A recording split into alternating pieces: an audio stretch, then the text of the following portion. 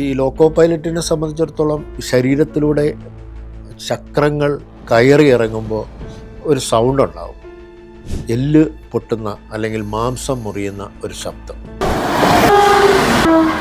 ഓരോ ലോക്കോ പൈലറ്റിനും ഓരോ unmanned level cross ഗേറ്റിലേക്ക് അടുക്കുമ്പോൾ നെഞ്ചിടിപ്പ് കൂടുകയാണ് ഉണ്ടാവുക. കുട്ടിയെയും എടുത്തുകൊണ്ടിരിക്കുന്ന ഒരു വീട്ടമ്മയെ ചിന്നിച്ചിതറി ആ കൊച്ചു കണ്ണുകൾ, ആ കുഞ്ഞു കണ്ണുകളിൽ ഈ പോസ്റ്റ്മോർട്ടം ചെയ്യുന്ന ആൾക്കാരെ പറ്റി പറയാറുണ്ട്. അവർ ഡീൽ ചെയ്യുന്ന ശവങ്ങളെയാണ്, ജീവനുള്ള ഒരു ശരീരത്തെ അല്ല അവർ ഡീൽ ചെയ്യുന്നത്. ഏതാനും നിമിഷങ്ങൾ മുമ്പ് ജീവനുണ്ടായിരുന്ന ഒരു ശരീരം ചിന്നിച്ചിതറി കിടക്കുമ്പോൾ അതിലുണ്ടായിരുന്ന ആൾക്കാർ മുഴുവൻ, ഒരു വിദേശ ദമ്പതികൾ ഉൾപ്പെടെ, അത് നമ്മളിൽ ഒരു ഉത്തരവാദിത്വ ബോധം അറിഞ്ഞോ അറിയാതെയോ ഏൽപ്പിച്ചുകൊണ്ടാണ് ആ മരണം നടക്കുന്നത്.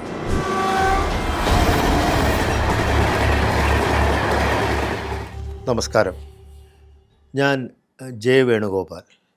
1986 സെപ്റ്റംബർ മാസത്തിൽ ഇന്ത്യൻ റെയിൽവേയിൽ അസിസ്റ്റൻറ്റ് ലോക്കോ പൈലറ്റായിട്ട് ജോലിക്ക് കയറി. 2022 ലോക്കോ പൈലറ്റ് എക്സ്പ്രസ് ആയിട്ട് റിട്ടയറായി. ഏകദേശം 36 വർഷത്തോളം ഇന്ത്യൻ റെയിൽവേയിൽ തിരുവനന്തപുരം ഡിവിഷനിൽ ലോക്കോ പൈലറ്റായിട്ട് ട്രെയിൻ ഓടിച്ചു. എൻ്റെ ജീവിതത്തിൽ, അതായത് എൻ്റെ സർവീസ് ജീവിതത്തിൽ, ഈ എന്തോ ഒരു നിമിത്തം എന്ന് പറയുന്നത് പോലെ ധാരാളം അവിചാരിതവും അപ്രതീക്ഷിതവുമായിട്ടുള്ള സംഭവങ്ങളുണ്ടായിട്ടുണ്ട്. ഈ സംഭവങ്ങൾ പലതും മനസ്സിനെ വല്ലാതെ വിഷമിപ്പിക്കുന്നതോ അതല്ലെങ്കിൽ വല്ലാതെ നമ്മളെ ഹോണ്ട് ചെയ്യുന്നതോ ആയിട്ടുള്ള കുറേയധികം ഇൻസിഡൻസ് ഉണ്ടായിട്ടുണ്ട്. അതുകൂടാതെ കുറേ നല്ല മനുഷ്യരും. കാരണം ധാരാളം ആളുകളാണ് ഇന്ത്യൻ റെയിൽവേ ഉപയോഗിച്ചിട്ട് കമ്മ്യൂട്ടേഴ്സായിട്ട് ഈ ഗതാഗതം അനുഭവിച്ച് ദൈനംദിന ജീവിതത്തിൻ്റെ ഭാഗമായിട്ട് തന്നെ ആ ഗതാഗതം കൊണ്ടുപോകുന്ന ധാരാളം ജനങ്ങളുണ്ട്. അതിന് കാരണമെന്ന് പറയുന്നത് നമുക്കറിയാം, ഒരുപക്ഷെ ലോകത്ത് തന്നെ ഏറ്റവും ചീപ്പസ്റ്റ് വേ ഓഫ് ട്രാവലിംഗ്, അതായത് ഏറ്റവും കുറച്ച് ചിലവ് മാത്രം വരുന്ന ഒരു ഗതാഗത ഉപാധിയാണ് റെയിൽവേ എന്ന് പറയുന്നത്. നമുക്കെല്ലാവർക്കും അറിയാവുന്ന ഒരു കാര്യമാണ്. ഇപ്പോൾ പതുക്കെ അതിന് മാറ്റം വരുന്നുണ്ട്, അതൊരു മറ്റൊരു കാര്യം. കാരണം വികസനം എന്ന് പറയുന്നത് ഇപ്പോൾ കുറച്ച് കാലമായിട്ട് റെയിൽവേയുടെ മുഖമുദ്രയായിട്ട് മാറിയിരിക്കുന്നു. പക്ഷേ ഞാൻ കയറിയ സമയത്തൊന്നും അങ്ങനെയല്ല. എത്രമാത്രം സാധാരണക്കാരിൽ സാധാരണക്കാരായിട്ടുള്ള വളരെ പാവപ്പെട്ട ജനങ്ങളെ ഉൾക്കൊള്ളിച്ചുകൊണ്ട് യാത്ര ചെയ്യാൻ പറ്റുന്ന ഒരു ഉപാധി തന്നെയായിരുന്നു അത്. അപ്പോൾ പലതരം മനുഷ്യർ. പക്ഷേ ഇത് ഞാൻ പറയുമ്പോൾ അന്ന് സമൂഹത്തിൽ ഏറ്റവും താഴേക്കിടയിലുള്ള ജനങ്ങൾ മാത്രമല്ല ഇത് ഉപയോഗിക്കുക.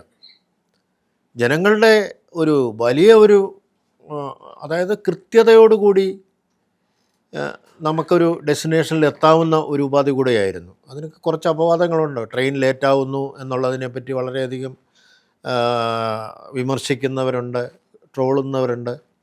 അതിന് കാരണമെന്ന് പറയുന്നത് ഞാൻ കാണുന്നത്, റെയിൽവേ എന്ന് പറയുന്നത് ഒരു സിസ്റ്റം അടിസ്ഥാനമാക്കി പ്രവർത്തിക്കുന്ന ഒരു ഗതാഗതമാണ്. ഇപ്പോൾ റോഡ് ഗതാഗതം എന്ന് പറയുന്നതിന് ഒരു പൊതുവായിട്ടുള്ളൊരു സിസ്റ്റമില്ല. ഇന്ത്യൻ റെയിൽവേ എന്ന് പറയുമ്പോൾ അതിനൊരു സിസ്റ്റം ഓഫ് വർക്കിംഗ് ഉണ്ട്, ഒരു പ്രത്യേക റൂട്ടുണ്ട്, അതിന് പ്രത്യേക ഇതുണ്ട്. തന്നെയല്ല, ഒരൊറ്റ ട്രാൻസ്പോർട്ടേഷനിൽ തന്നെ ധാരാളം ആളുകളെ, അതായത് ഇത്രയധികം ആളുകളെ ഉൾക്കൊള്ളിച്ചുകൊണ്ട് പോകുന്നൊരു വാഹനം ഉണ്ടെന്ന് എനിക്ക് തോന്നുന്നില്ല. കപ്പലോ ഒക്കെ ആയിരിക്കും, ഷിപ്പൊക്കെ ആയിരിക്കും അതിനൊരു മാറ്റം അല്ലെങ്കിൽ ഒരു വ്യത്യാസം ഉണ്ടാകുന്നത്. കാരണം അത്രയധികം ആളുകളെ ഉൾക്കൊള്ളിച്ചു പോകുന്ന ഒരു ഗതാഗത ഉപാധി ആയതുകൊണ്ട് തന്നെ ധാരാളം മനുഷ്യരുമായിട്ട് നമ്മൾ കണ്ടുമുട്ടാനുള്ളൊരു ഇതുണ്ടാകുന്നുണ്ട്. ധാരാളം തരം മനുഷ്യർ. അതിനകത്ത് ഏറ്റവും പാവപ്പെട്ടവരായിട്ടുള്ള ആളുകളുണ്ടാവും. ഒരു പടി കൂടെ കടന്ന് തുച്ഛമായ ശമ്പളത്തിൽ ജോലി ചെയ്യുന്ന ജീവനക്കാരുണ്ടാവും. സ്വകാര്യ മേഖലകളിലൊക്കെ വർക്ക് ചെയ്യുന്ന ജീവനക്കാരുണ്ടാകും. അവർക്കൊക്കെ വേണ്ടിയിട്ടാണ് സീസൺ ടിക്കറ്റ് എന്ന് പറയുന്ന സമ്പ്രദായം ഉള്ളതുകൊണ്ട് വളരെ കുറഞ്ഞ ചിലവിൽ അവർക്ക് ഡെസ്റ്റിനേഷനിലെത്തുകയും ജോലി ചെയ്തിട്ട് ആ ജോലി ചെയ്യുന്ന ശമ്പളം ജീവിതത്തിന് വേണ്ടിയിട്ട് ഉപയോഗിക്കാൻ പറ്റുന്നവരുണ്ടാവും. അതുകൂടാതെ ഒരു പടി കൂടെ കടന്ന് സർക്കാർ ഉദ്യോഗസ്ഥന്മാർ, ഉന്നത ഉദ്യോഗസ്ഥന്മാർ, ഡോക്ടർമാർ, അതുപോലെ തന്നെ സമൂഹത്തിൻ്റെ ഉന്നത ശ്രേണികളിൽ വിരാജിക്കുന്ന വലിയ ആൾക്കാർ, വലിയ വലിയ സ്ഥാനങ്ങളിലിരിക്കുന്ന ആൾക്കാരുണ്ടാവും, ധനികരുണ്ടാവാം, ബിസിനസ്മാന്മാരുണ്ടാവാം. അങ്ങനെ ഈ ജനങ്ങളുടെ എല്ലാ വിഭാഗത്തെയും ഉൾക്കൊള്ളിച്ചുകൊണ്ടുള്ളൊരു യാത്ര ഉപാധിയാണ് ഇന്ത്യൻ റെയിൽവേ എന്ന് പറയുന്നത്. ഇന്ത്യൻ റെയിൽവേ എന്ന് പറഞ്ഞ് പ്രത്യേകിച്ച് പറയാൻ കാര്യം, റെയിൽവേ എന്ന് പറയുന്നത് മറ്റ് പല രാജ്യങ്ങളിലും ഒരു ലക്ഷറി യാത്രാ ഉപാധിയാണ്. നമ്മളെപ്പോലെ ചുരുക്കം ചില സ്ഥലങ്ങളിൽ മാത്രമേ ഉള്ളൂ ഇത് കുറഞ്ഞ ചിലവിൽ ആളുകളെ ഡെസ്റ്റിനേഷനിൽ എത്തിക്കുക എന്നുള്ളൊരു രീതി പിന്തുടരുന്നത്. അതുകൊണ്ട് തന്നെ നാനാ വിധത്തിലുള്ള നാനാ ജോലികളിൽ ഏർപ്പെടുന്ന പല രീതിയിലുള്ള ആളുകളൊക്കെ നമ്മൾ കാണാൻ സാധിക്കുന്നുണ്ട്. അപ്പോൾ അതുകൊണ്ട് തന്നെ ജീവിതത്തിൻ്റെ പല മുഖങ്ങളുമായിട്ട് നമ്മൾ കണ്ടുമുട്ടേണ്ടി വരുന്നുണ്ട്. ആ സമയത്ത് ജീവിതത്തിൻ്റെ മുഖമെന്ന് പറയുമ്പോൾ ആ ജീവിതത്തിൽ വളരെ പരാജയപ്പെടുന്നവരുടെ കാര്യങ്ങളും നമ്മൾ കാണേണ്ടി വരുന്നുണ്ട്. അതുകൂടാതെ വളരെയധികം ആളുകൾ ഇൻവോൾവ് ചെയ്യുന്ന ഒരു സംഗതി ആയതുകൊണ്ട് തന്നെ അവിടെ ആക്സിഡൻറ്റ്സ് ഉണ്ടാകുന്നുണ്ട്, ജീവൻ നഷ്ടപ്പെടുന്നുണ്ട്, ജീവൻ നഷ്ടപ്പെടാതെ പരിക്ക് പറ്റുന്നവരുണ്ട്. അതുപോലെ തന്നെ വലിയ ഡിസാസ്റ്റേഴ്സ്, കാരണം വലിയൊരു സിസ്റ്റം ആകുമ്പോൾ തന്നെ ഫ്രീക്വൻ്റായിട്ട് ധാരാളം ട്രെയിൻ ഓടിക്കുമ്പോൾ തന്നെ അതിനകത്ത് പിഴവുകൾ വരാം. ആ പിഴവുകൾ ഒരുപക്ഷെ മനുഷ്യനുണ്ടാക്കുന്നതാവാം, മെഷീൻ ഉണ്ടാക്കുന്നതാവാം, അല്ലെങ്കിൽ ആ സിസ്റ്റത്തിൻ്റെ ആവാം. എന്തായാലും ആ പിഴവുകൾ ചിലപ്പോഴൊക്കെ ഒരു വലിയൊരു അപകടത്തിലേക്കും വളരെ നിർഭാഗ്യകരമായിട്ടുള്ള ദുരന്തങ്ങളിലേക്കും മാറാറുണ്ട്. ആ സമയത്ത് ഒരുപക്ഷെ ആ സമയത്ത് ഞങ്ങൾ 1-2 ജീവനക്കാർ മാത്രമേ അതുമായിട്ട് നേരിടേണ്ടി വരുന്ന ആൾക്കാരുണ്ടാവുകയുള്ളൂ. ആ സമയത്ത് രാത്രിയുടെ അന്ത്യയാമങ്ങളിലൊക്കെ ഒരു ആക്സിഡൻറ്റ് പറ്റുകയാണെന്നുണ്ടെങ്കിൽ മറ്റാരെ അറിയിക്കാനില്ലാതിരുന്ന, ഇപ്പോൾ കമ്മ്യൂണിക്കേഷനൊക്കെ വളരെയധികം ഡെവലപ്പ് ചെയ്തു. പക്ഷെ ഞാനൊക്കെ കയറിയ സമയത്തൊന്നും അങ്ങനെ കമ്മ്യൂണിക്കേഷനൊക്കെ വളരെ മോശമായിരുന്നു. ഫോൺ എന്ന് പറയുന്നത് വലിയൊരു ലക്ഷറി ആയിരുന്നു. അത് തന്നെ മൊബൈലൊന്നുമില്ല, ലാൻഡ് ഫോൺ മാത്രമേ ഉള്ളൂ. റെയിൽവേയുടെ ഇൻ്റർ കമ്മ്യൂണിക്കേഷൻ സിസ്റ്റം തന്നെ വളരെ മോശം രീതിയിലായിരുന്നു. പലപ്പോഴും സ്റ്റേഷൻ മാസ്റ്ററുമായിട്ട് കമ്മ്യൂണിക്കേറ്റ് ചെയ്യാനായിട്ട് ചില അപകടങ്ങളൊക്കെ ഉണ്ടായിക്കഴിഞ്ഞാൽ ദൂരങ്ങളോളം നടന്ന് അല്ലെങ്കിൽ ഓടി ഒരു റെയിൽവേ ലെവൽ ക്രോസ് ഗേറ്റിലെത്തി അവിടുത്തെ മാഗ്നറ്റോ ഫോൺ എന്ന് പറയുന്ന വളരെ അതിപുരാതനമായിട്ടുള്ള ഒരു ഫോണിലൂടെ ബന്ധപ്പെടേണ്ട അവസ്ഥയൊക്കെ ഉണ്ടായിട്ടുണ്ട്. അപ്പോൾ ആ സമയത്ത് അത്തരം കാര്യങ്ങളെ അഭിമുഖീകരിക്കാൻ ഞങ്ങൾ 2-3 പേരെ ഉണ്ടാവുകയുള്ളൂ. ഒരുപക്ഷെ TTEs എന്നൊക്കെ പറയുന്ന ആ വിഭാഗത്തിൽ ജോലി ചെയ്യുന്ന ആൾക്കാരൊക്കെ ഒരുപക്ഷെ അറിഞ്ഞുപോലും ഉണ്ടാവില്ല. അപ്പോൾ ഡ്രൈവർ എന്ന് പറയുന്ന ആളും അസിസ്റ്റൻ്റ് ഡ്രൈവറും എന്നൊക്കെ, അങ്ങനെ ഡ്രൈവർ എന്നുള്ളതായിരുന്നു. ഈ അടുത്ത കാലത്താണ് ലോക്കോ പൈലറ്റ് എന്നുള്ള ഒരു നാമകരണം ഉണ്ടായിരുന്നത്. അങ്ങനെ 2 പേരും, പിന്നെ ഏറ്റവും പുറകിൽ ഏകനായിട്ട് അതിന് ജോലി ചെയ്യുന്ന ഗാർഡ് എന്ന് പറയുന്ന ആ തസ്തികയിലുള്ള ആളും മാത്രമായിരിക്കും ഉണ്ടാവും. അപ്പം ഞങ്ങൾ 3 പേരും കൂടെ ആയിരിക്കും പലപ്പോഴും ഈ ഒരു ദുരന്തത്തെ നേരിടേണ്ടി വരുന്നത്. അപ്പോൾ അതുകൊണ്ട് അത്തരം കുറച്ച് സംഭവങ്ങൾ എൻ്റെ സർവീസ് ജീവിതത്തിലുണ്ടായിട്ടുണ്ട്. അതിലേറ്റവും മറക്കാനാവാത്തതും ഏറ്റവും ഷോക്കിംഗ് ആയിട്ടുള്ളതും എപ്പോഴും വേട്ടയാടുന്നതും ആയിട്ടുള്ള ഒരു സംഭവം എന്ന് പറയുന്നത് മാരാരിക്കുളം സ്റ്റേഷനടുത്തുള്ള ഒരു ലെവൽ ക്രോസ് ഗേറ്റിലുണ്ടായ ഒരു ആക്സിഡൻ്റാണ്. അന്ന് ഞാൻ ചെന്നൈ ആലപ്പി എക്സ്പ്രസ്സിൽ ലോക്കോ പൈലറ്റായിട്ട് ജോലി ചെയ്തു. ധാരാളം പ്ലാറ്റ്ഫോമുകളിൽ ഇത് പറഞ്ഞിട്ടുള്ളതാണ്. പക്ഷേ എന്നാലും നമ്മുടെ മനസ്സിനെ അതിങ്ങനെ ഹോണ്ട് ചെയ്യുന്ന ഒരു സംഭവം കൂടെയാണത്. ചെന്നൈ ആലപ്പി എക്സ്പ്രസ് മാരാരിക്കുളം സ്റ്റേഷനിലേക്ക് അപ്രോച്ച് ചെയ്യുമ്പോൾ അവിടെ ഒരു അൺമാൻഡ് ലെവൽ ക്രോസ് ഗേറ്റ് ഉണ്ടായിരുന്നു.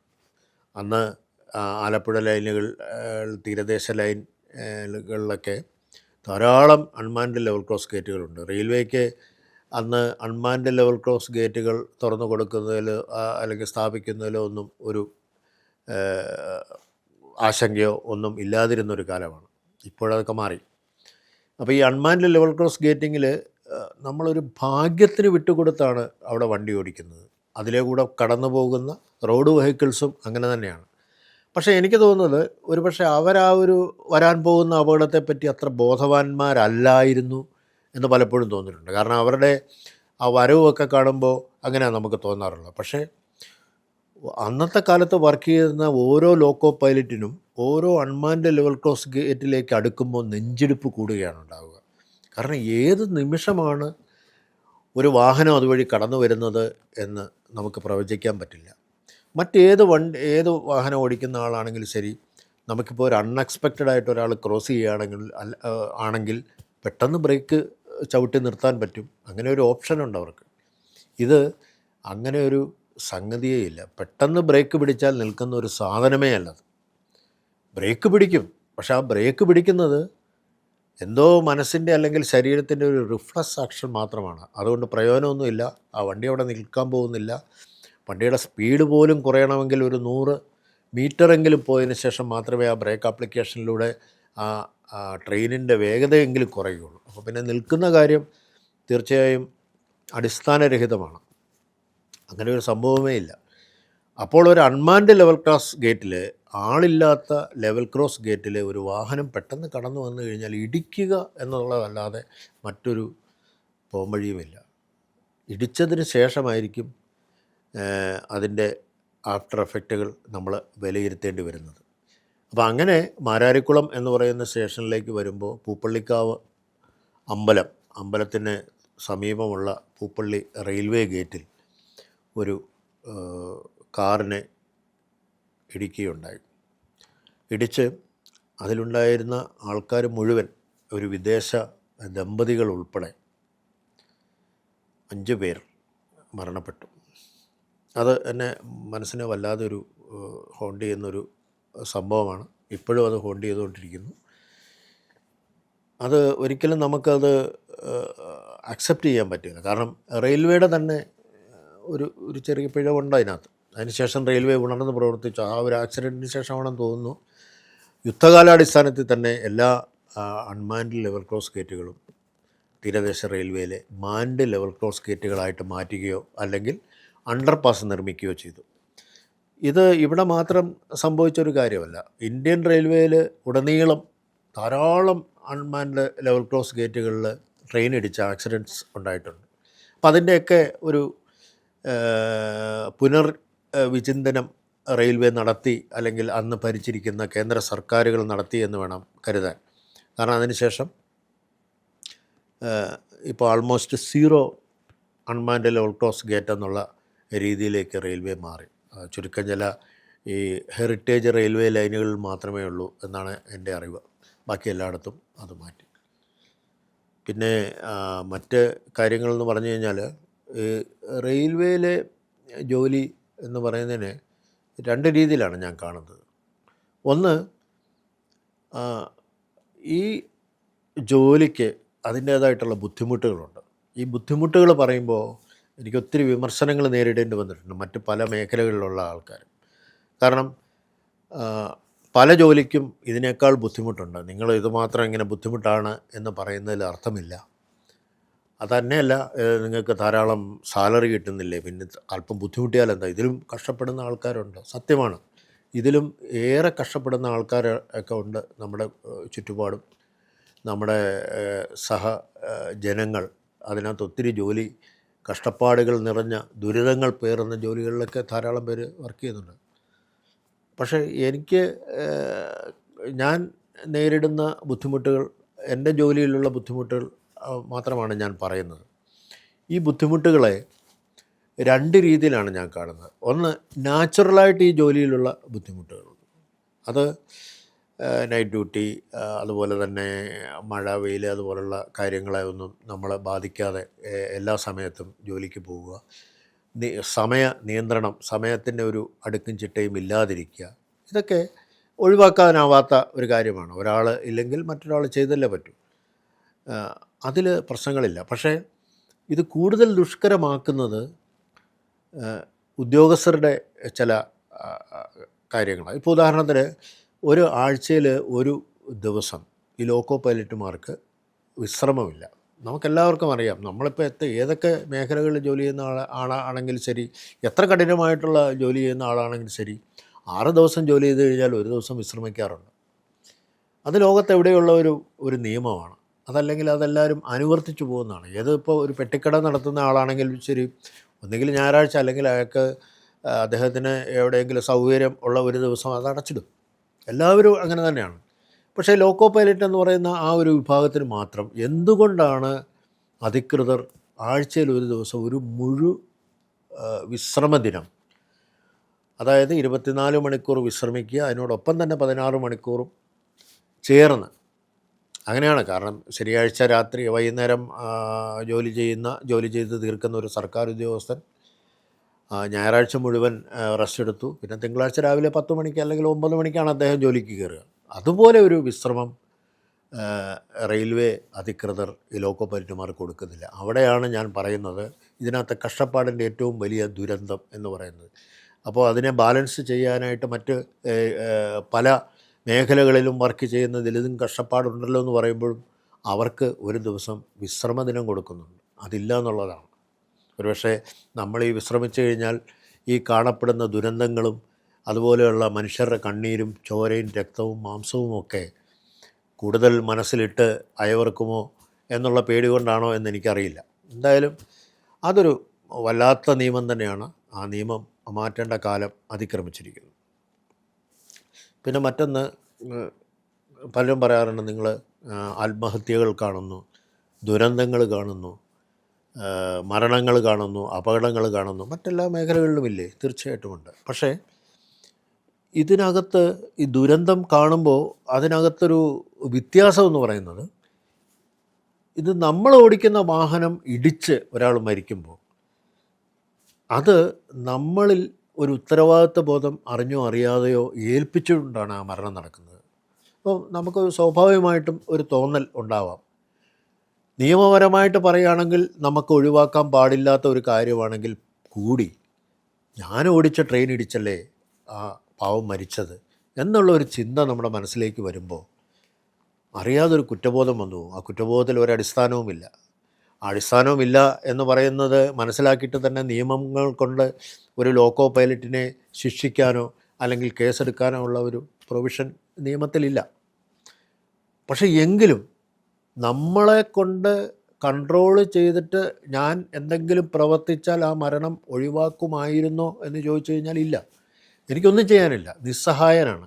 പക്ഷേ എന്നാലും ഞാൻ ഓടിച്ച ട്രെയിനല്ലേ പാവം വീട്ടമ്മയെ, കുട്ടിയെയും എടുത്തുകൊണ്ടിരിക്കുന്ന ഒരു വീട്ടമ്മയെ ചിന്നിച്ചിതറി ആ കൊച്ചു കണ്ണുകൾ, ആ കുഞ്ഞു കണ്ണുകളിൽ ഭയത്തിൻ്റെ നേരിയ അംശം പോലും ഇല്ലാതെ, കാരണം അമ്മയുടെ മാറോട് ചേർന്ന് കെട്ടിപ്പിടിച്ചിരിക്കുമ്പോൾ ഏറ്റവും കൂടുതൽ കംഫർട്ട് അനുഭവിക്കുന്ന ഒരു സമയമാണ് ഒരു കൊച്ചു കുഞ്ഞിനെ സംബന്ധിച്ചിടത്തോളം.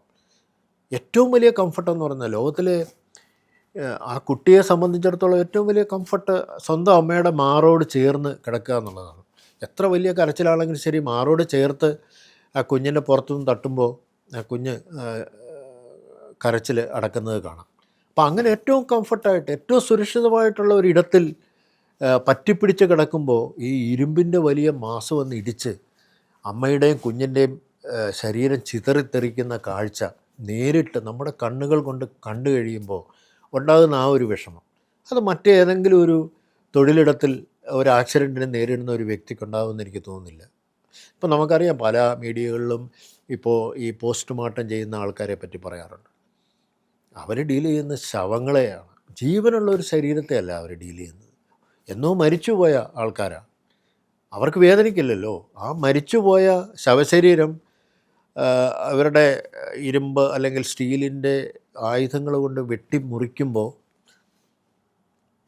അത്രയ്ക്ക് ഉണ്ടാവുമോ എനിക്കറിയില്ല. കാരണം ഞാനൊരു പോസ്റ്റ്മോർട്ടം ചെയ്തിട്ടില്ല, അതുകൊണ്ട് തന്നെ എനിക്കതിനെപ്പറ്റി അറിയില്ല. എന്നാലും അത് ഭീകരം തന്നെയാണ്, സംശയമില്ല. പക്ഷേ ഇത് ഒരല്പം മുമ്പ്, ഏതാനും നിമിഷങ്ങൾ മുമ്പ് ജീവനുണ്ടായിരുന്ന ഒരു ശരീരം ചിന്നിച്ചിതറി കിടക്കുമ്പോൾ ആ ശരീരത്തിൻ്റെ ഭാഗങ്ങൾ നമ്മുടെ കൈകൊണ്ട് പെറുക്കി മാറ്റേണ്ടി വരുന്ന ഒരു അവസ്ഥ ഒന്ന് ആലോചിച്ച് നോക്കുക. ധാരാളം കേസുകൾ അങ്ങനെ ഉണ്ടായിട്ടുണ്ട്. ഞാൻ എൻ്റെ സർവീസിൽ, ഞാൻ പലപ്പോഴും പറഞ്ഞിട്ടുള്ള കാര്യങ്ങൾ തന്നെയാണ്. ഞാൻ എൻ്റെ സർവീസിൽ കയറി ഒരു 3-4 ദിവസത്തിന് ശേഷമാണ് ആദ്യമായിട്ട് ഒരു റൺ ഓവർ ഉണ്ടാകുന്നത്. റെയിൽവേ സാങ്കേതികപരമായിട്ട് ഒരു മനുഷ്യ ശരീരത്തിലോ അല്ലെങ്കിൽ ഒരു മൃഗത്തിൻ്റെ ശരീരത്തിലോ ട്രെയിൻ ഇടിക്കുകയോ അതിൻ്റെ മേൽ കൂടെ കടന്നു പോവുകയോ ചെയ്തു കഴിയുമ്പോൾ ഉള്ള ഒരു സാങ്കേതിക പേരാണ് റൺ ഓവർ എന്ന് പറയുന്നത്. ആദ്യമായിട്ടൊരു റൺ ഓവർ ഉണ്ടാകുന്നത് ജോലി കയറിയിട്ട് 3 to 4 days ആണെന്നാണ് എൻ്റെ ഒരു ഓർമ്മ. ഒരു ഗുഡ്സ് ട്രെയിനിൽ വർക്ക് ചെയ്യുമ്പോഴായിരുന്നു. അപ്പോൾ എൻ്റെ ലോക്കോ പൈലറ്റ് വലതുവശത്ത് ഇടതുവശത്താണെന്ന്, ഡീസൽ അസിസ്റ്റൻ്റ് എന്ന് പറയുന്ന കാറ്റഗറിയാണെന്നുള്ളത് ഡീസൽ എഞ്ചിനാണ്. ആ സമയത്ത് ഗുഡ്സ് പോകുമ്പോൾ മുളന്തുരുത്തിക്ക് മുമ്പായിട്ട് ഒരാൾ വന്നിട്ട് പെട്ടെന്ന് കിടക്കാൻ പോവുകയാണ്. അപ്പോൾ കിടക്കാനുള്ള തയ്യാറെടുപ്പ് കണ്ടപ്പോൾ തന്നെ ഡ്രൈവർക്കത് മനസ്സിലായി, എനിക്കത് മനസ്സിലായില്ല. കാരണം അദ്ദേഹത്തിന് ധാരാളം പരിചയം അപ്പോഴത്തേക്കും ആയിട്ടുണ്ട്. എൻ്റെ ജീവിതത്തിൽ ആദ്യമായിട്ടാണ്, സർവീസ് ജീവിതത്തിൽ. അപ്പോൾ പെട്ടെന്ന് അദ്ദേഹം പറയുന്നത്, അയ്യോ കിടക്കല്ലേ കിടക്കല്ലേ എന്നങ്ങ് നിലവിളിക്കുകയാണ്. അപ്പോൾ എനിക്കിത് മനസ്സിലായില്ല, എന്ത് കിടക്കല്ലേ എന്ന് പറയുന്നത്. അപ്പോഴാണ് മനസ്സിലാകുന്നത് ഇയാൾ വന്നിട്ട് പെട്ടെന്ന് ട്രാക്കിലും കിടക്കുകയായിരുന്നു. അപ്പോൾ ഹെഡ്ലൈറ്റിൻ്റെ വെളിച്ചത്തിൽ നല്ലവണ്ണം അത് ഞങ്ങൾ കണ്ടു. ഈ കണ്ടു എന്ന് പറയുമ്പോൾ ഈ ലോക്കോ പൈലറ്റിനെ സംബന്ധിച്ചിടത്തോളം ശരീരത്തിലൂടെ ചക്രങ്ങൾ കയറി ഇറങ്ങുമ്പോൾ ഒരു സൗണ്ട് ഉണ്ടാവും, എല്ല് പൊട്ടുന്ന അല്ലെങ്കിൽ മാംസം മുറിയുന്ന ഒരു ശബ്ദം. ഈ ഡീസൽ എഞ്ചിനിലാകുമ്പോൾ നമ്മുടെ ശരീരത്തിൻ്റെ പകുതി ഭാഗവും ജനലിലൂടെ വലിയൊരു ജനൽ പാളിയുണ്ട്, അത് മുഴുവനായിട്ട് അതിൻ്റെ ഷട്ടർ മാറ്റിയിട്ട് കഴിഞ്ഞാൽ ആൾമോസ്റ്റ് നമ്മൾ പുറത്താണ്. നമ്മുടെ ചെവിയും ഒക്കെ തലയും ഒക്കെ മിക്കവാറും പുറത്തേക്ക് തള്ളി നിൽക്കും. അങ്ങനെയാണ് അതിൻ്റെ കാഴ്ച പൂർണ്ണമായിട്ടും പൂർണ്ണമാവുന്നത്. ആ സമയത്ത് ഈ ശരീരത്തിലൂടെ കയറി ഇറങ്ങുന്ന ശബ്ദം നമുക്ക് കേൾക്കാൻ സാധിക്കും. അതൊരു വല്ലാത്ത സൗണ്ടാണ്. ആ ശബ്ദം ഇപ്പോഴും, അതായത് 22 ഞാൻ വിരമിച്ചു, 4 വർഷമായി. ഈ 4 വർഷമായപ്പോഴും ചില സമയത്ത് ഈ ഉറക്കത്തിൽ സ്വപ്നത്തിലൊക്കെ ഈ ശബ്ദമാണ് ഞാൻ കേൾക്കുന്നത്. ആ ഒരു കീറി മുറിക്കുന്ന ആ ശബ്ദം ഒരു വല്ലാത്തൊരു സൗണ്ടാണ്. ആ ശബ്ദം ഞാൻ അന്ന് ആദ്യമായിട്ട് ഈ സർവീസിൽ കയറി 4 ദിവസത്തിന് ശേഷം ആദ്യമായിട്ട് ഞാൻ കേട്ടു. അപ്പം തുടങ്ങി ഈ എപ്പോഴും ഈ സൗണ്ടാണ് നമ്മൾ ഏറ്റവും കൂടുതൽ അസ്വസ്ഥമാകുന്നത്. കാരണം ഈ ട്രെയിനിന് മുമ്പിൽ നിന്ന് പൊട്ടിച്ചെതറി പോകുമ്പോൾ ഈ ശബ്ദം ഉണ്ടാവില്ല. പക്ഷേ നേരെ മറിച്ച് വളരെ സാവകാശത്തോടു കൂടി വളരെ ശാന്തമായിട്ട് മരണത്തെ വരിക്കുന്ന ഒരു കൂട്ടം ആൾക്കാരുണ്ട്, ആത്മഹത്യ ചെയ്യാൻ ഉറച്ച്. ജീവിതം മടുത്തിട്ട് ജീവിതത്തിന് ഇനി മറ്റു മാർഗങ്ങൾ ഒന്നും അവശേഷിക്കുന്നില്ല എന്നുള്ളൊരു ബോധം ഉള്ളിൽ വന്നിട്ട് ആത്മഹത്യ തിരഞ്ഞെടുക്കുന്ന ആൾക്കാർ ഏറ്റവും കംഫർട്ടബിളായിട്ട് തിരഞ്ഞെടുക്കുന്ന ഇന്ത്യൻ റെയിൽവേയാണ്. അത് എന്താണ് അതിൻ്റെ പിന്നിൽ എന്നെനിക്കറിയില്ല. ഒരു പക്ഷേ മറ്റ് അറേഞ്ച്മെൻറ്റ്സ് ഒന്നും നടത്തേണ്ട ആവശ്യമില്ല, പോയി അങ്ങ് കിടന്നാൽ മതി എന്നുള്ളതായിരിക്കാം. ഒരു പക്ഷേ ഒരിക്കലും ആത്മഹത്യയോടുള്ള ഒരു പ്രൊമോഷനായിട്ട് ഞാൻ പറയുന്നതല്ല. ആത്മഹത്യ എന്ന് പറയുന്നത് ഒരിക്കലും ഒരു ശരിയായ കാര്യമല്ല. ജീവിതത്തെ ധൈര്യത്തോടു കൂടി നേരിടുക എന്നുള്ളതാണ് ആ ജീവിതം മഹത്തരമാക്കുന്നത്. എന്ത് പ്രശ്നമുണ്ടെങ്കിലും ശരി, അതിനെ നമുക്ക് നേരിടാൻ സാധിക്കും. നമുക്ക് വേണ്ടത് ഒരൊറ്റ കാര്യം മാത്രമാണ് നേരിടാൻ: ക്ഷമയും സമയവും. സമയമെന്ന് പറയുന്നത് വലിയൊരു മരുന്നാണ്. ഹീല് ചെയ്യാൻ ഇത്രയും best time is the best healing medicine എന്നാണ് പറയുക. അപ്പോൾ കുറച്ച് സമയം നമ്മൾ വെയിറ്റ് ചെയ്താൽ ഈ പ്രശ്നം നമ്മളെ കടന്നു പോകും. എത്ര സാമ്പത്തിക സ്ഥിതിയുള്ള ആളാണെങ്കിലും ശരി, സാമ്പത്തിക ബാധ്യത ഉള്ള ആളാണെങ്കിലും ശരി, പെട്ടെന്ന് മരണം തിരഞ്ഞെടുക്കുമ്പോൾ ഒന്ന് സാവകാശം അതിന് കൊടുത്താൽ ഒരു പക്ഷേയാണ് ചിലപ്പോൾ ആരെങ്കിലും സഹായിക്കാൻ മുന്നോട്ട് വരാം. അതല്ലെങ്കിൽ ആലോചിക്കുമ്പോൾ എന്തെങ്കിലും ഒരു വഴി ഉരുത്തിരിഞ്ഞു വരാം. അതല്ലെങ്കിൽ ഉറ്റവരോടോ അല്ലെങ്കിൽ സുഹൃത്തുക്കളോടോ നമ്മൾ പറയാം, എന്തെങ്കിലും ഒരു മാർഗം തരൂ, ഇല്ലെങ്കിൽ എനിക്ക് ജീവിതം അവസാനിപ്പിക്കേണ്ടി വരും എന്ന് പറഞ്ഞു കഴിഞ്ഞാൽ ഈ ലോകത്ത് കരുണ വറ്റാത്ത ഒത്തിരി ആൾക്കാരുണ്ട്. നമുക്കറിയാം, ഒരു ക്യാൻസർ പേഷ്യൻ്റോ മറ്റോ അല്ലെങ്കിൽ വൃക്ക മാറ്റി വെക്കേണ്ട ആൾക്കാരോ ഒക്കെ ഒന്ന് റിക്വസ്റ്റ് ചെയ്താൽ സോഷ്യൽ മീഡിയയിലൂടെ ലക്ഷങ്ങൾ ഒഴുകിയെത്തുന്ന കാണാറുണ്ട്. നമുക്ക് പലരും സമ്പത്ത് കുമിഞ്ഞു കൂടിയിട്ടുള്ള ആൾക്കാരുണ്ട് ഇവിടെ നമ്മുടെ ലോകത്ത്. അവർ ഇത് ജീവകാരുണ്യ പ്രവർത്തനത്തിന് വേണ്ടിയിട്ട് ചെലവഴിക്കാൻ വേണ്ടി വെച്ചിരിക്കുന്ന പൈസയായിരിക്കാം ഒരു പക്ഷേ. അങ്ങനെയുള്ള ആളുകളുണ്ടാവാം, എല്ലാവരുമല്ല. പക്ഷെ അങ്ങനെയുള്ളപ്പോൾ അത്തരം ആൾക്കാരെ ആരെങ്കിലുമൊക്കെ കണ്ടെത്തി ഇവരെ ഇത്തരം സാമ്പത്തിക ബാധ്യതയിൽ നിന്ന് പിന്തിരിപ്പിച്ചാലോ.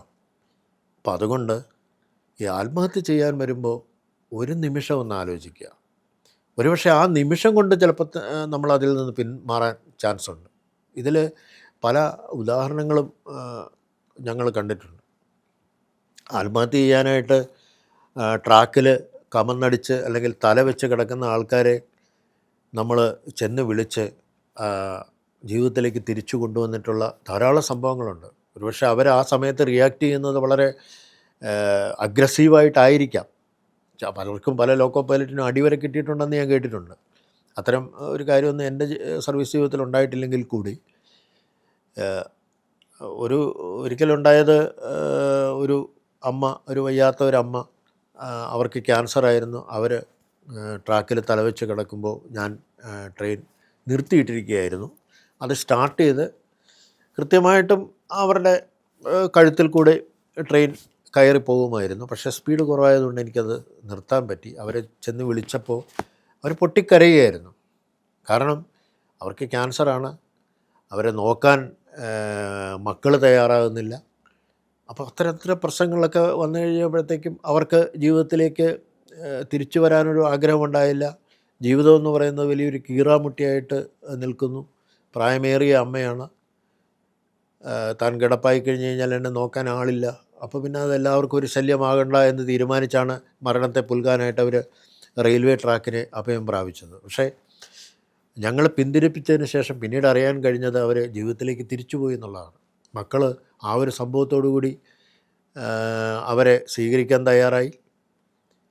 പിന്നീട് എത്ര കാലം ജീവിച്ചു എന്നറിയില്ല. പക്ഷെ പിന്നീട് ഒരിക്കൽ ഞാൻ അന്വേഷിച്ചപ്പോൾ പറഞ്ഞത് അവരെ വളരെ ഹാപ്പിയായിട്ട് ജീവിക്കുന്നു എന്നുള്ളതാണ്. ഹാപ്പിയാണോ എന്നറിയില്ല, എന്നാലും ജീവിതത്തിലേക്ക് അവർ തിരിച്ചുപോയി. അപ്പം അതുകൊണ്ട് തന്നെ ആത്മഹത്യ എന്ന് പറയുന്നത് വളരെ കഠിനമായിട്ടുള്ളൊരു കാര്യമാണ്. പ്രത്യേകിച്ചും ലോക്കോ പൈലറ്റായിട്ട് രണ്ട് മനുഷ്യർ അവിടെ ഇരിക്കുമ്പോൾ അവർക്കതൊരു ഉണ്ടാക്കുന്ന മാനസിക ആഘാതം ചെറുതല്ല. പിന്നീട് ഞാൻ പറഞ്ഞിട്ടുണ്ട്, പല പ്ലാറ്റ്ഫോമിലും ഇതുപോലെ പറഞ്ഞിട്ടുള്ളതാണ്. പിന്നീട് എക്സ്പ്രസ്സിൽ പോകുമ്പോൾ തല മാത്രം വേർപെട്ട് നിൽക്കുന്ന ഒരു അവസ്ഥ ഉണ്ടായിട്ടുണ്ട്. അപ്പോൾ അദ്ദേഹം കുനിഞ്ഞ തല ഇങ്ങനെ വലിച്ച് മുടിയിൽ കുത്തിപ്പിടിച്ച് എടുത്തു. അതൊക്കെ കണ്ട് തരിച്ചു പോയിട്ടുള്ള നിമിഷങ്ങളുണ്ട്. ഒരിക്കൽ എൻ്റെ ഒരു സുഹൃത്ത് പറഞ്ഞൊരു കഥയാണ്. ഒരാൾ വന്നിട്ട് ട്രെയിനിൻ്റെ മുമ്പിൽ നിൽക്കുന്നു, പെട്ടെന്നങ്ങ് സ്റ്റാൻഡ് സ്റ്റില്ലായിട്ട് നിൽക്കുകയാണ്. അപ്പോൾ ട്രെയിനിൻ്റെ മുമ്പിൽ ഒരു കപ്ലിംഗ് ഉണ്ട്. കാരണം ഈ ലോക്കോയുടെ മുമ്പിൽ, എൻജിൻ്റെ മുമ്പിൽ അത് മറ്റ് ലോക്കോയുമായിട്ടും അതല്ലെങ്കിൽ ബോഗിയുമായിട്ടും ഒക്കെ ഘടിപ്പിക്കാൻ ഉപയോഗിക്കുന്ന ഒരു ഇരുമ്പിൻ്റെ ഒരു ഭാഗമാണ് കപ്ലിംഗ് എന്ന് പറയുന്നത്. കപ്ലിങ്ങിന് ഒരു ചെറിയൊരു കൊളുത്തുണ്ടാവാം. അത് നീണ്ടു നിൽക്കുന്ന ഒരു കപ്ലിങ്ങിൻ്റെ സൈഡിലായിട്ട്, അതായത് ഈ എയർ പൈപ്പ് യൂസ് ചെയ്യാത്ത എൻഡിലാണെന്നുണ്ടെങ്കിൽ അത് കൊളുത്തിയിടാൻ വേണ്ടിയിട്ട് ഉപയോഗിക്കുന്നൊരു കൊളുത്താണ്. ഈ കൊളുത്തിൽ കുടുങ്ങിപ്പോയി ആൾ. കുടുങ്ങിപ്പോയി എന്ന് പറഞ്ഞു കഴിഞ്ഞാൽ ഇത് മനുഷ്യ ശരീരത്തിലേക്ക് തുളച്ച് കയറി കഴിഞ്ഞാൽ അകത്ത് എല്ലും കാര്യങ്ങളൊക്കെ ഉണ്ടല്ലോ, ആ എല്ലുമായിട്ട് ലോക്കഡായിപ്പോയി. അതായത് ഇദ്ദേഹത്തെ വലിച്ച് ഊരാനായിട്ട് ശ്രമിച്ചിട്ട് നടക്കുന്നില്ല. ആ സമയത്ത് മറ്റ് ഒരു പോംവഴിയുമില്ലാതെ അസിസ്റ്റൻറ്റ് ലോക്കോ പൈലറ്റ് തൊട്ടടുത്ത കടയിൽ ചെന്നിട്ട് ഒരു ബ്ലേഡ് വാങ്ങിച്ചു. മറ്റൊരു വഴിയുമില്ല. ആൾക്കാർ കണ്ടമാനം പിടിച്ച് വലിച്ചിട്ടൊന്നും പോകുന്നില്ല. കാരണം ഇതിങ്ങനെ മാംസവും പേശികളും ഒക്കെ ആയിട്ട് ഇങ്ങനെ ലോക്കഡായിരിക്കുകയാണ്. ബ്ലേഡ് വാങ്ങിയിട്ട് ഈ മരിച്ചു കഴിഞ്ഞു, ആ മനുഷ്യൻ മരിച്ചിരിക്കുന്നു. അപ്പോഴത്തേക്കും ആ ബ്ലേഡ് കൊണ്ട് മാംസം അറുത്ത് ഒരു ചെറിയൊരു കഷ്ണം അത് മാറ്റി ആ കൊളുത്തെടുത്തിട്ട് ശരീരം വേർപ്പെടുത്തി. കാരണം ഈ ശരീരം മുമ്പിൽ വെച്ചിട്ട് ട്രെയിൻ യാത്ര സാധ്യമല്ല. വേ സൈഡ് ആണ് ഞങ്ങൾ, അതായത് മിഡ് സെക്ഷനിലാണ്. സ്റ്റേഷൻ അടുത്തെങ്ങുമില്ല, മറ്റ് സഹായങ്ങളും ഒന്നുമില്ല. ആ സമയത്ത് അത്തരം ചില കാര്യങ്ങളിലേക്കൊക്കെ ഏർപ്പെടേണ്ടി വരുന്ന ഒരു വല്ലാത്തൊരവസ്ഥ ഉണ്ടാവാറുണ്ട്. നോക്കൂ, ആ അസിസ്റ്റൻറ്റ് ലോക്കോ പൈലറ്റിന് എത്രമാത്രം മാനസിക ആഘാതം അതിനുശേഷം ഉണ്ടായിട്ടുണ്ടാവാം. എത്ര രാത്രികൾ ഉറക്കം നഷ്ടപ്പെട്ടിട്ടുണ്ടാവും. ഇപ്പോഴും എനിക്ക് തോന്നുന്നത് അദ്ദേഹത്തിന് സ്വപ്നങ്ങളിലും ഒക്കെ, അദ്ദേഹം റിട്ടയർഡായി, ഇത്തരം സംഭവങ്ങൾ അല്ലെങ്കിൽ സമാനമായിട്ടുള്ള സംഭവങ്ങളൊക്കെ അദ്ദേഹത്തെ പിന്തുടരുന്നുണ്ടാവാം. അതൊക്കെയാണ് ഈ ആത്മഹത്യ ദുരന്തങ്ങളുമായിട്ടുള്ള ഒരു കാര്യമെന്ന് പറയുന്നത്. ഏതായാലും കുറേയധികം ആളുകൾ കാഷ്വാലിറ്റി ആവുന്ന അല്ലെങ്കിൽ മരണപ്പെടുന്ന ആകെ ഒരു സംഭവമേ എനിക്കുണ്ടായിട്ടുള്ളൂ എൻ്റെ സർവീസ് ജീവിതത്തിൽ. അതാണ് ഞാൻ പറഞ്ഞ മാരാരിക്കുളം ആക്സിഡൻറ്റ്. അതിലൊരു ജർമ്മൻ ദമ്പതികൾ ഉൾപ്പെടെ 4 പേരാണ് അതിനകത്ത് മരണപ്പെട്ടത്.